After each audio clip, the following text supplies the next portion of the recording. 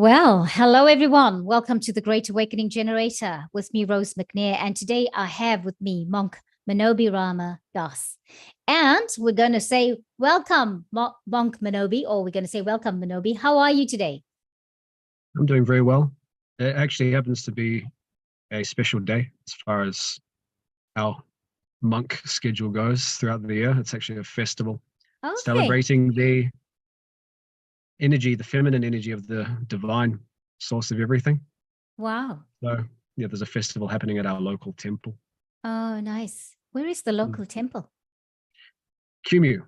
Oh, Kumu Riverhead area. Yes, Maybe I've you're heard familiar. of this. I've heard of this. I've heard of this. Yeah. So it's the Krishna temple, isn't it? Yeah, it is. That's good. My friend used to go there. She's moved overseas now. I was kind of connecting the dots the last time we had an interview.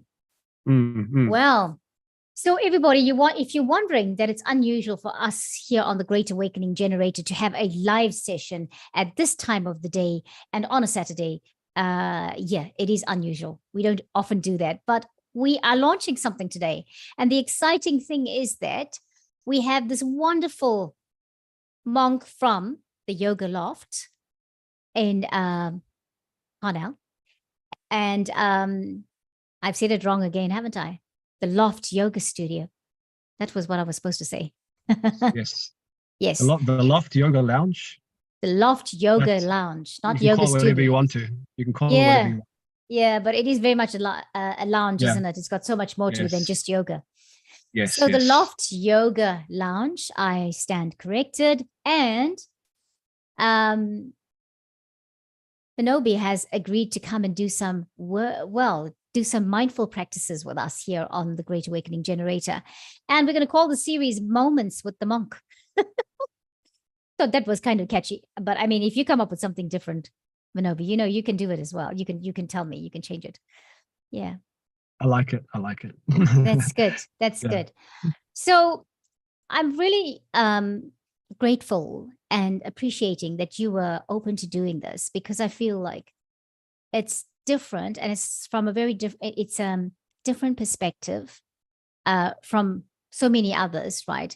To bring in mindfulness practices, but it's very much holistic, and that is what I love that you are going to, teach us or give us the techniques to do over the weeks to come. So, how are you feeling about it? I'm happy to be sharing, because I feel like this knowledge is necessary. Human society has become so complex in the way that we live, the way that we eat, the way that we act, that actually what should be just simple bodily functions, what should be a simple act in terms of taking care of the mind, they've become lost. The knowledge of how to do these things has become lost. Although it should really be common sense, and it should be accessible to everybody. Yes. So in one sense, you could say mindfulness practices is just learning to become human again, become more in touch with our human side and our deeper nature as well. Yes. Which was always there. Yeah. Yeah, I agree. It was always there. It's like a simple thing, like, okay, why do we eat the things we eat? Why, when we were growing up, there was always this emphasis of, well, when I was growing up, and that was quite some time now, maybe 50 years ago, there was always this thing of, why do you eat food? What does it do for your body? There was always that knowledge of food gives nutrition, right? But I don't know that we are talking about it like that a lot in the modern day, like maybe in the last, say, 30 years. We sort of moved away from what's the nutritional value of food. And there's so much more coming in with all the blending of different cultures and all of that. So it's like if you had to eat a curry, it's got so many spices. Every spice in a curry has got a health benefit. But I'll tell you, myself, being of Indian descent, I don't know what those health benefits are. I can tell you about turmeric and ginger only now, but don't know about the others. So I guess it's important we do start to come to self and the basics of what we're doing, to be mindful of what we're doing and why we're doing it, right? Yes, exactly. Yeah. Yes. And yes, indeed. yeah, food is very important. I think a lot of um, the reason why people eat these days is not so much for the health benefits, but simply for the taste. And Yes. actually, sometimes the taste doesn't necessarily always indicate the nutritional value of the food. Mm. So, Yeah. I mean, often people say food's got to be pleasurable. You've got to have pleasure in it. And of course, I understand that. You've got to, what you eat, if you don't like the food you're eating, you won't have the enjoyment of it. And that too is equally valuable. But it's yes. okay. So what are you putting into your body then anyway, even if it's Yeah. pleasurable? Is it balanced? What does it have? All of that. And I know we weren't planning to talk about food today, but it's just in having this chat, I feel like it's important. It gives a flavor of what were the things we'll talk about in the future. And I know that you will talk about food, and I've heard about the wonderful food that's prepared at the Loft Yoga Lounge, at the food festivals. And I've heard that there's something very different about that food because the food has got an energy to it, right? Yes, very much so. Yeah, definitely high vibrational stuff that we feed our guests and that we cook. Yes. Yeah. Yeah. And it's all coming from the energy, not necessarily the energy put into making the food, the heart that people make the food with. You cook with your heart and your intuition more than you cook with your mind. And, you won't have, if the chef was bad tempered all the time, what would the food be like? Exactly. Yeah. All right. So what else? Is there anything else you want to tell me before we do today's mindful practice? I'm guessing a lot of your viewers are kind of spiritually inclined. Maybe there may be some people who do watch this who are maybe not so informed about mindfulness, about practices like this. But in any case, it doesn't matter what walk of life you come from, having some sort of mindfulness practice within your life is necessary, because your experience of life is dependent on how present you are, how peaceful you are, how focused you are within the moment as well. So in general, mindfulness practices they can bring us back to the present, and therefore they can increase the experience that we have in life, improve the experience that we have of life. And yeah, we've recently recorded a video on japa mantra meditation, which is the basis of our particular practice. But there are so many different types of mindfulness practices out there. And yeah, to have a healthy mind, to have a peaceful mind, and one that's focused, it allows a person to then contemplate, the higher realities within this universe. Yeah. Yes. So, and as well as that, we can't have happiness without being peaceful first. First become peaceful in mind, and then the happiness will come as a result of living the proper lifestyle. Yeah, this is true. I agree with that. Yeah. With regards to people who watched, the audience of our channel, I think we have people from very varied backgrounds, varied preferences, all of that.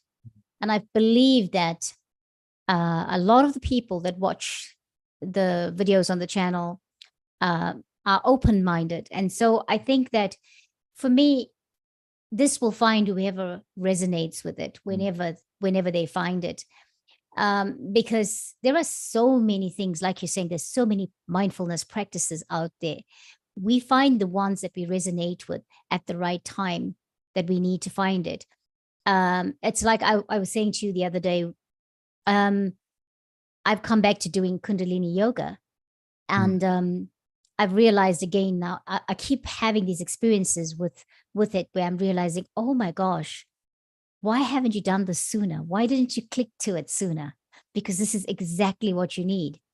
And we just went to a class this morning. We went out from the house. I didn't do an online one, and I went to a class out in Ponsonby. And whilst I was there, I thought, oh my gosh, Why have I not done this? I just need more and more of it. And so this is the thing. We find things when we need it. And sometimes even when we find it the first time and we feel I don't resonate with this, it may come back to people at another time where it resonates with people. But I believe that this is going to resonate with many people because we have very stressful lives generally at the moment. And anything that we can do that doesn't take a lot of time, that is in the moment, is helpful. And also, I think one of the things that comes to me about mindfulness practice, for example, is if I sit down to have my dinner, is to sit at the table, to set the table, to, lay the cutlery, the crockery, whatever, and then set it up on the table and sit there and just serve the food onto the plate and sit there and eat, just eat without looking at the phone, without looking at the TV, all of those things. For me, that's one of the things that comes to me about a mindfulness practice. But anyway, people will find it because people are more and more starting to realize they need to do this. They need to be in the moment and appreciating that thing that's happening right that time that they're engaging in at that point in time. So what is our mindfulness practice today that you're going to go through with us? I'm sure a lot of your guests are familiar with this type of practice. It's one that I started doing, probably like 6 years ago. Notice it's very helpful and it supports my other spiritual practices as well. Pranayama. So the art of breathing. As I was saying, society's become so complex. The education that we receive, it's so complex. Going to work, there's so much that we have to learn, to the point where sometimes we forget to just the basics, the foundational aspects of our life, which provide a quality life, quality work, quality focus. So really, one could say, what's more important than knowing how to breathe? Without knowing how to breathe, actually, without us being able to perceive it, maybe so many side effects occur, within the body, within the mind as well. Specifically, I took up this practice because of, I guess, physical reasons, yes, but I noticed that actually had a very calming effect on the mind, and then it just allowed me to just go about my day and do things that I wanted to do with more focused concentration. And for those of you who don't know, pranayama is actually part of the Ashtanga yoga system. There are many different types of yoga: Ashtanga yoga, Hatha yoga, Raja yoga, Kundalini yoga. But the Ashtanga yoga, as one of its features, has pranayama. So the practice of breathing, because breathing is considered to be the life force of the body, of the living being. So pranayama, it consists of two words in Sanskrit: prana, which means life force, and yama, which translates to control or mastery of. So mastering the breath. And as I said, it's one of the features of the Ashtanga yoga sequence or procedure, which is eightfold in number: yama, niyama, asana, pranayama, pratyahara, dharana, dhyana, and samadhi. So without going into what all of those are, pranayama is just one of the progressive ways to control not only the breath, but also to gain control of the mind, because actually Ashtanga yoga and all of its features, all of the steps, you will notice if you read into them, you do a bit of research yourself, the aim is to calm the mind. And gradually, as the mind becomes controlled, then one can actually focus on divinity, within the universe, but also the divinity within ourselves. So, but at the very least, pranayama can just help you to slow things down, learn to breathe properly, deeply, using all of the capacity of your lungs, and naturally just have a more peaceful mind.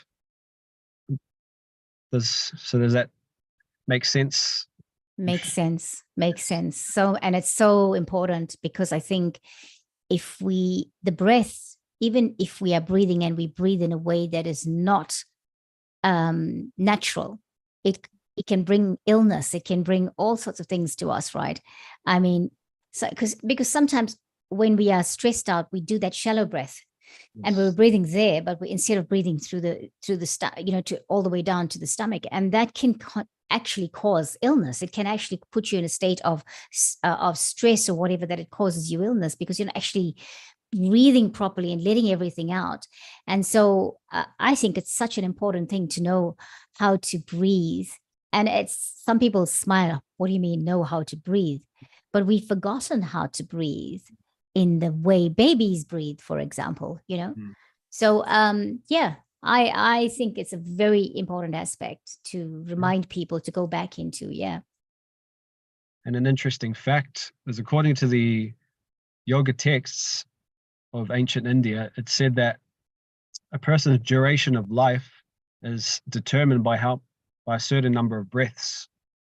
Wow. So it said, yeah, everyone has a fixed number of breaths, and once they've breathed their last of that number, then their life is over, on to the next destination. So what yogis would do in ancient Indian society is that they would try to control the breath and slow it down, and in that way they could increase the duration of life. Okay. Believe it or not. So that's something to think about. It's a bit of motivation to want to look a bit more into the breath and slowing it down. Yeah. Yeah. And there's so many benefits to it, right? Because you've done this, I've done it, and you just know that the mind space starts to calm down. Rational, like when you're in a situation and you need to think on your feet, so to speak, or you need to make decisions very quickly. But if you just stop and took the breath, just stopped and just slow down your breathing, then you can be logical and act in a way that is beneficial for, or take actions that are in a way that's beneficial for the situation, for everything. Yeah. Exactly.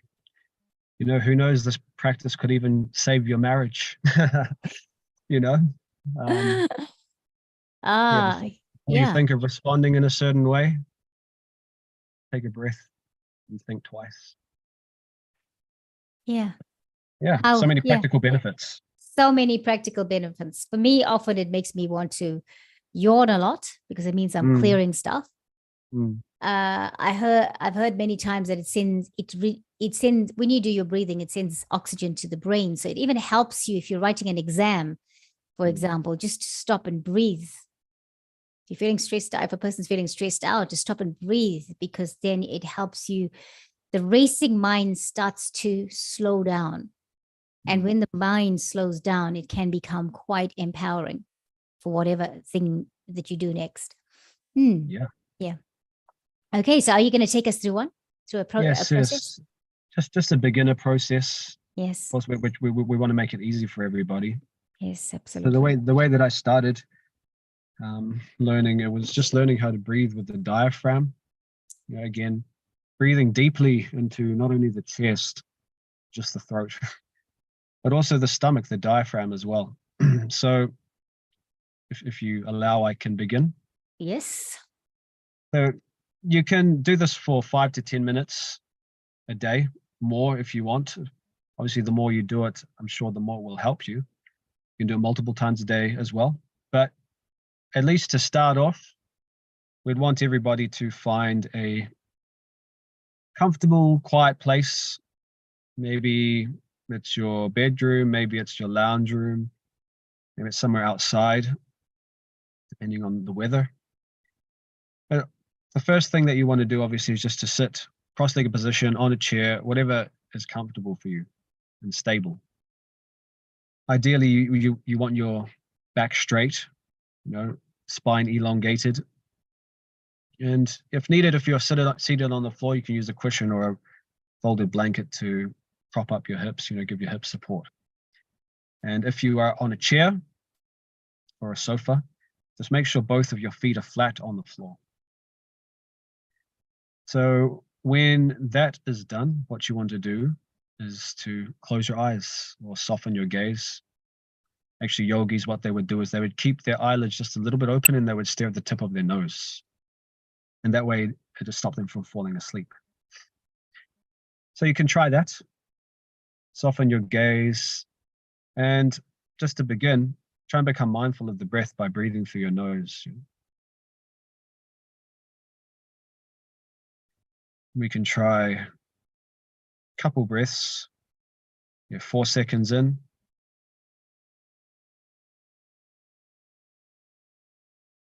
And then 4 seconds out.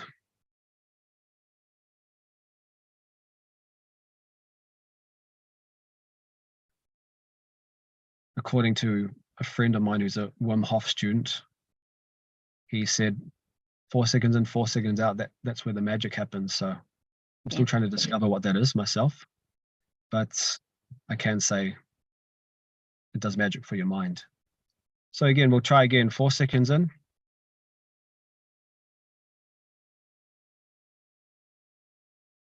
And 4 seconds out.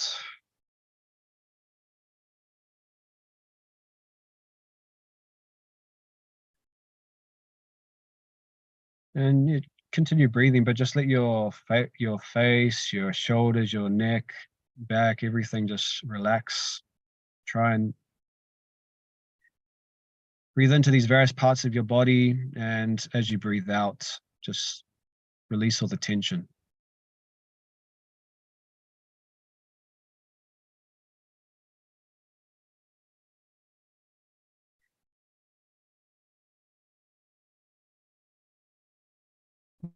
So even now I'm feeling some of the effects. So we'll get into the main part of the exercise. So what you want to do is put one of your hands on your upper chest and the other hand on the stomach. So we're going to inhale again through our nose until we feel our stomach rise slightly against your hand. So we want to really try and breathe into the stomach. So we'll try that once, breathing in for 4 seconds, and then just exhale slowly and freely. And feel your stomach rise and fall, ideally, as you're doing so. So we'll try that now.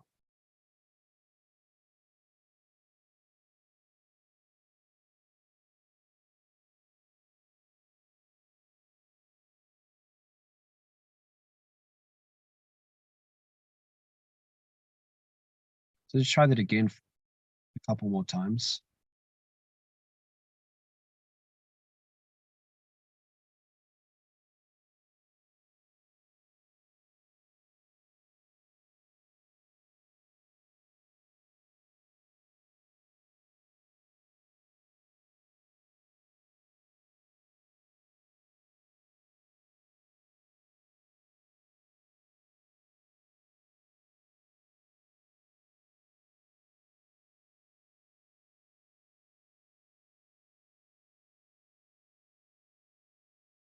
So we'll continue trying this a couple more times.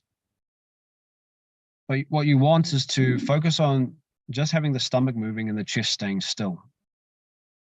And this way we know that we're breathing into the right place. So we'll try again a couple more times, just in your own time.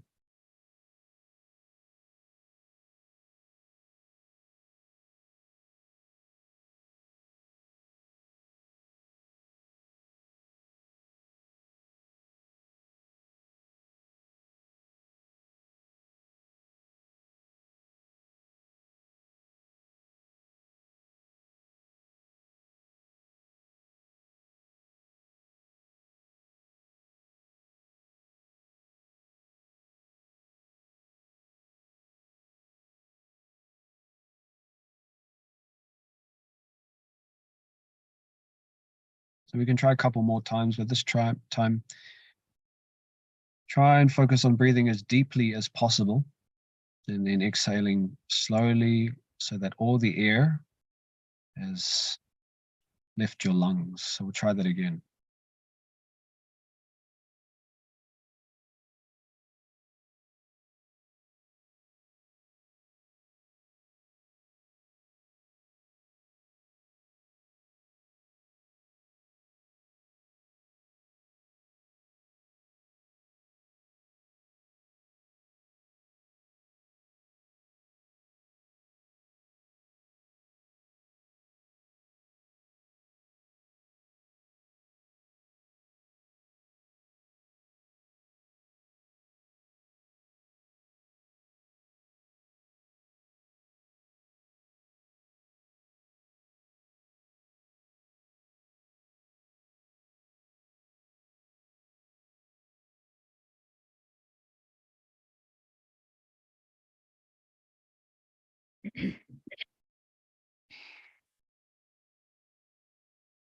Just try a couple last breaths. And yeah, with all your focus, yeah, make it mindful.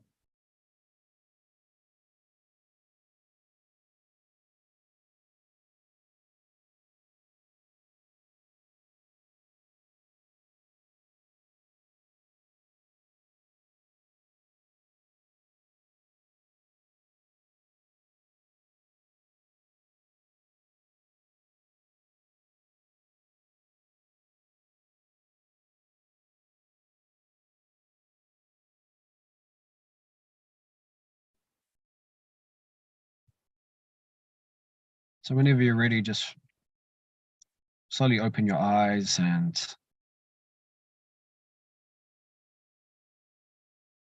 come back to the present.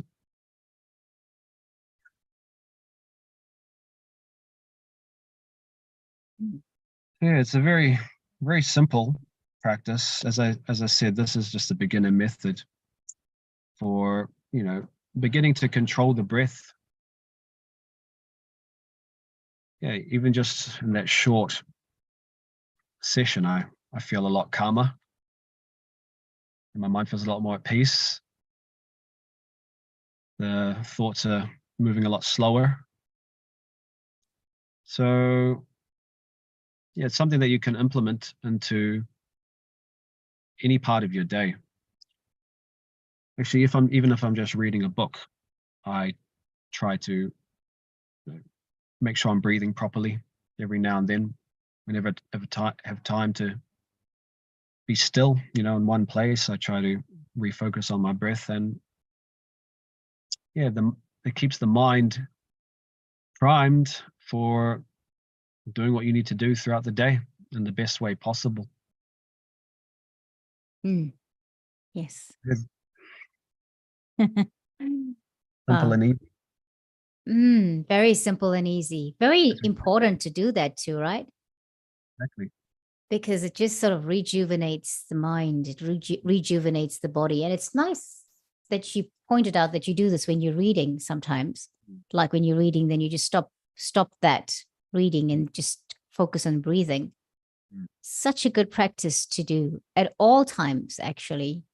In, like not just when you're reading, but just when you can even, you can even do it if you were, I've done it. I don't recommend everybody does it when they're driving. Don't close your eyes when you're driving, but you can do your breathing without actually, you can focus on everything else, but and do breathing, stopped at a set of lights or something that's taking too long, and just do breathing, and it's sort of reset. It's the reset button. Exactly. Yeah. Before bed is another good one. If you wanted to have a good sleep, it's one of the things you can do. Just slow down your breathing. And it's so many practical applications, which, just due to the way society is, we've become, we've lost focus on these sorts of things. These absolutely basic foundational aspects to our life. Yeah. Breathing, eating, how to sleep. Yeah. So much to be said in that regard, but we hope that, this helped you. And as I said, pranayama, the ultimate goal is to control the mind so that we can focus on divinity, within us and in the universe around us. And it said, the mind, it can be the greatest friend or the worst enemy. So if treated correctly, if we do these sorts of mindful practices, we can slowly, if it isn't already, make the mind a friend. And in doing that, actually, we can achieve a lot more in life than what we would be able to otherwise. Instead of having someone talking you out of things that you want to do, you can have someone encouraging you in your goal, achieving your goals in life. So these are some of the deeper implications of doing such mindfulness practices. That makes sense. Makes a lot of sense. It can help us be our empowered selves. And that's the thing. And I think that is it. everything we need, we've come with, and it's within us, and so we've got some kind of amnesia about it. And thank you for sharing that, because was so simple. You didn't have to buy anything for it. It's just with you. Every person, it's all of us. It's we. You can change your moment. You can change your day in 5 seconds if you start to do a breathing practice like that. So yes, I believe in that. I encourage many people to do that, because I've had to practice that a lot of my life too. And it's operate from a very different platform when I start my day off like that, or when I go to bed, before going to bed. If I do that breathing and I go to bed, very, very different sleep as well. And then it sort of filters through to the next day, because you've gone to sleep with that. And then when you wake up, you're so like on a very even balanced platform. Yes. Well, thank you so much. Anything else before we go? Well, I hope everybody has a blessed day today. As I said, we're going to be having a festival, celebration of divinity, and in general, if you just invest a little bit of time in mindfulness, just a little bit a day, what to speak of putting in more time, half an hour, an hour. Of course, we all live busy lives, but, just investing a little bit into mindfulness every day can actually make our day flow so much better. Yeah. We can manage our time better, can think clearer, we can remember things better. It's like just a little, put the investment where it counts, Yes. Just a little bit of every day, and see your life slowly, gradually change. Because yes, it is true. A lot of people do tell me, and I understand, we just don't have time for mindfulness and meditation. The mind's too wild for this, But actually, just like with exercising the body, it's inconvenient, it hurts, takes time. You just put in a little bit of time every day or a few days a week, then your health improves. So with mindfulness practices, a little bit of mindfulness every day, your mind improves, and therefore your life improves. Yes. And this one in particular was very much, you didn't have to do too many things with a huge effort, really. All you had to do is focus on your breathing and breathe a certain way. And that's it. That's a mindfulness practice. It doesn't have to be anything major like 1 hour meditation. I mean, if people feel inclined to do that, that's great. And if you have the time to do that, that's great. But mindfulness doesn't have to be that. It can very well be this. And this is, for me, the easiest thing a person could possibly do for themselves. Yes, exactly. Yeah. Right. Well, thank you so much for your time, despite being busy, obviously, because you have a festival this weekend. But so we really are I appreciate your time that you've given to us, even with that happening. So thank you, everyone, for watching. And I hope this finds you at a time when you really need it, or even if you don't really need it, but something to consider putting into practice for yourself. Yes. Yes. Thank you so much for hosting. You're very welcome. Always welcome. The host with the most.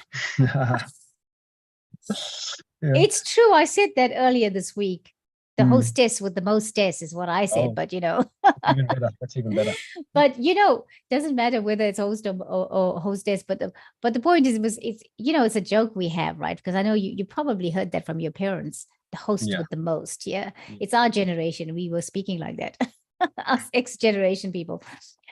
Okay, thank you so much. And thank you everybody for watching, whether you catch it live or whether you catch it later on.